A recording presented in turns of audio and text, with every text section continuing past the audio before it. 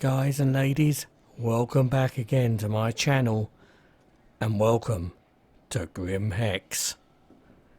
It's a dark place, it's a dangerous place, and it's definitely a place where nice guys and ladies will come last. Now today I'm going to take you off the beaten track in Grim Hex and show you some places which are dark and could potentially be quite dangerous. Now Grim Hex is a place where those on the shadier side of the law will try and eke out a living the best they can. Conditions are pretty poor. Even the bed sheets certainly haven't been changed for many years.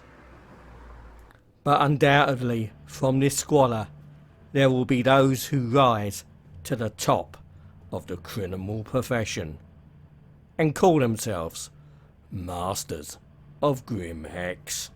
But that's a story for another day, another place, and another time. Today, I'm going to take you all on a journey into the depths of Grim Hex. But before we dive into those depths, let's have a very quick tour of the rest of Grim Hex.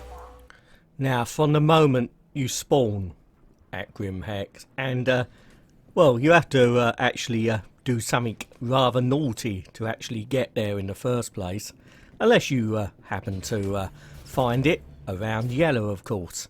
Now, I got there by turning off a comm array and actually killing myself. And that was actually thanks to watching a board gamer video full of useful tips, his channel, as we all know.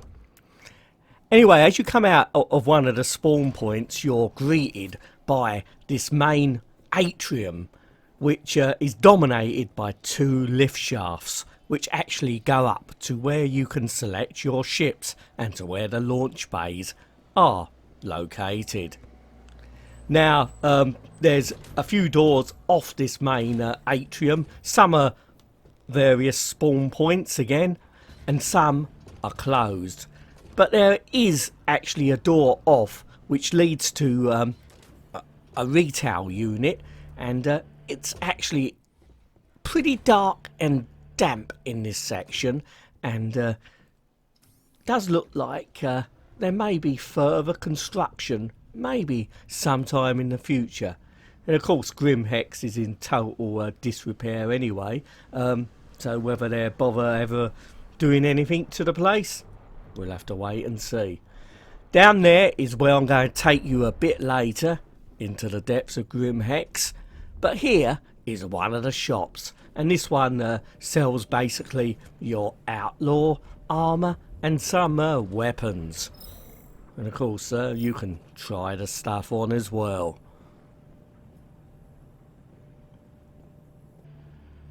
Now, moving back out into the main atrium, we'll make our way downstairs and find another retail outlet. As I said earlier, there's a few doors which we can't gain access to.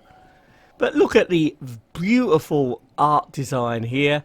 You know, this place is the most atmospheric place or level I've ever seen in a game. And I've seen a lot of games in my time. Now, this is another store, and this one actually sells more clothes, sort of like, well, as you can see, t-shirts with skulls on, banderas. So, you know, it sells clothes suited to the type of place Grim Hex is.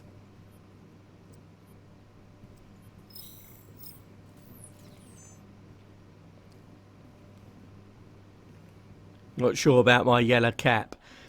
Anyway, let's make our way up to where you can select your ships. And you go through these very nicely constructed elevators. Now, if you've seen the actual Gamescom presentation, you'll know there's some very impressive elevators there on Nyx. And these very much remind me of those type of elevators. Now this is the area where you can choose your ships, but to be honest, I've got to give you one word of warning. When you're at Grim Hex, although you're relatively safe inside, once you get into the airlock and out onto the landing pads, it's every man or lady for themselves. You're likely to be attacked at random, so I would always go out equipped with a weapon and have it ready to fire. As you'll see what happens to me next. Now unfortunately I'd forgotten to equip my weapon, and immediately on stepping out onto the landing pad I came under fire from persons or person unknown. But this time I decided to play it quite coy and lay in wait until my assailant showed their hand.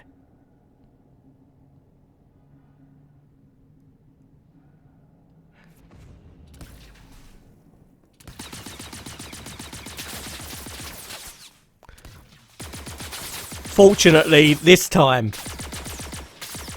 my gun seemed to be a bit more powerful than his, and I made sure that he was dead for good measure. Now just then I came under fire again. Had no idea who the assailant was, but I decided the best thing to do was run for it.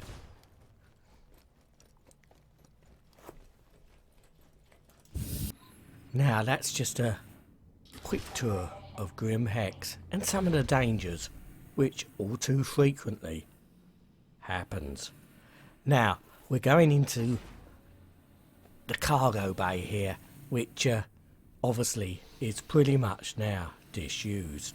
That's why it's behind an airlock, because it's in a total 0G environment. In fact, there's debris everywhere here, and even the stairwell is pretty much blocked. Now this is the area as well where you're free to fire weapons, so there could be other players lurking here, or maybe something a lot worse.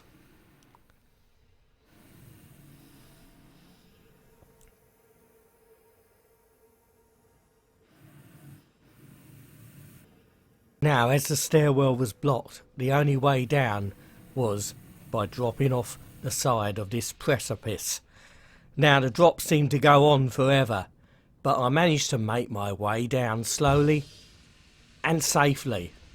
There didn't seem to be anybody else down here, but I was on my guard just for good measure.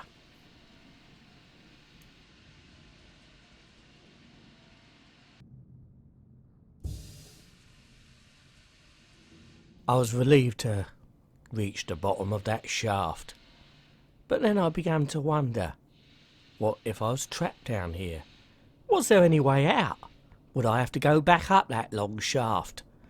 But then I thought, well, if we're in 0G, there must be an opening, and then I found it.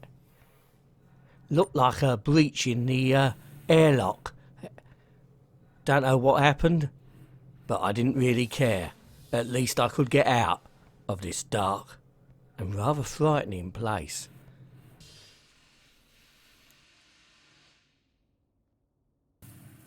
So I'd escape the depths of Grim Hex.